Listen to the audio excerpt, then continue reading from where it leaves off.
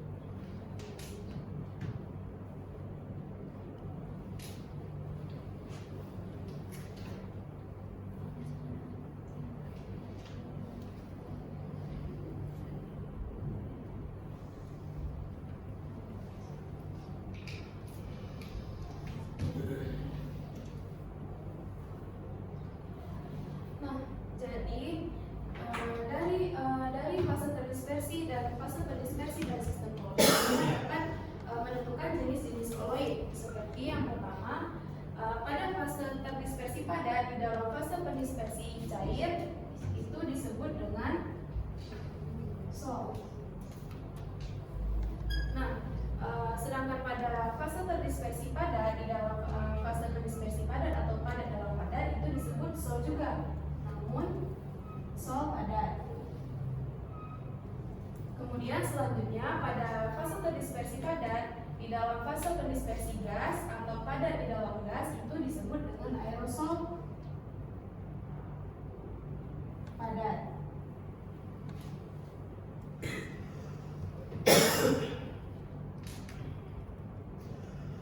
Nah, kemudian pada fase terdispersi cair, di dalam fase pendispersi cair itu disebut dengan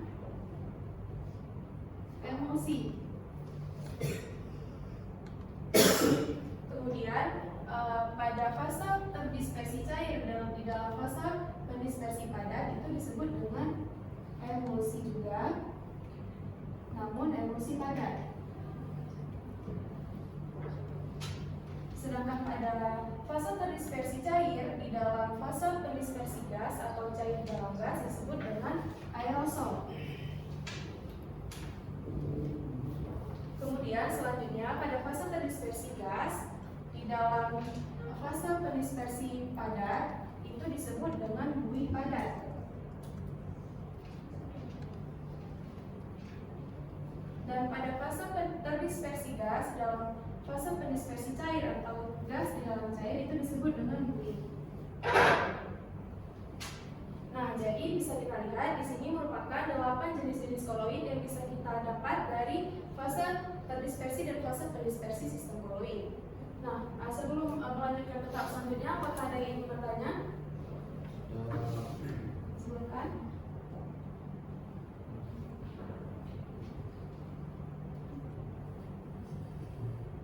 Bu, kenapa tidak ada jenis koloid yang berasal dari fase terdispersi gas dalam fase terdispersi gas? Baik sekali pertanyaannya. Kenapa tidak ada fase terdispersi gas di dalam fase terdispersi gas? Nah, ada yang tahu sebelumnya jawabannya? Silakan. Karena pada keadaan itu sifatnya termasuk ke dalam Ya, benar sekali. Nah, jadi kenapa sih nggak ada fase terdispersi gas di dalam fase terdispersi gas juga? Itu karena sebenarnya ada hubungannya dengan materi minggu lalu. Kenapa? Karena perbedaan minggu lalu kita sudah mempelajari perbedaan larutan dan koloid. Nah, keadaan itu termasuk ke dalam larutan bukan koloid. Kenapa? Karena dia memiliki sifat yang tidak bisa disaring, dia memiliki satu fase, dia juga tidak memisah, contohnya seperti oksigen di udara. Nah, jadi pada kita sekarang akan melihat contoh-contoh dari salah satu jenis-jenis koloid jenis. Yang pertama yaitu pada jenis jenis fase terdispersi padat di dalam fase terdispersi cair yaitu sol. Di sini kita bisa melihat cat. Nah, kenapa cat ini terdapat dalam fase terdispersi padat dan fase terdispersi cair? Karena bisa dilihat cat ini kan cair bentuknya. Namun jika dibiarkan pada wadah terbuka, cat ini akan membentuk endapan yang padat. Oleh karena itu dia terdapat pada fase terdispersi padat. Nah, kemudian contoh pada jenis emulsi. Di sini kita dapat melihat ada keju. Nah, keju ini merupakan contoh dari jenis emulsi, jenis koloid emulsi. Kemudian yang terakhir ada contoh dari jenis koloid buih, yaitu yang ada yang seperti kalian bisa lihat di sini ada buih di dalam alat buih yang di sini ada buih. Nah, jadi sekarang kita akan membentuk kelompok yang sudah Ibu akan membagikan LKPD yang akan kalian kerjakan selama 15 menit. Baik, silahkan dikerjakan. Jika sudah, bisa dikumpulkan. Kalian bisa membuka buku atau melihat handphone ya. Kalian bisa mencarinya di berbagai internet. Nah, baik, jika sudah, silahkan dikumpulkan ke depan.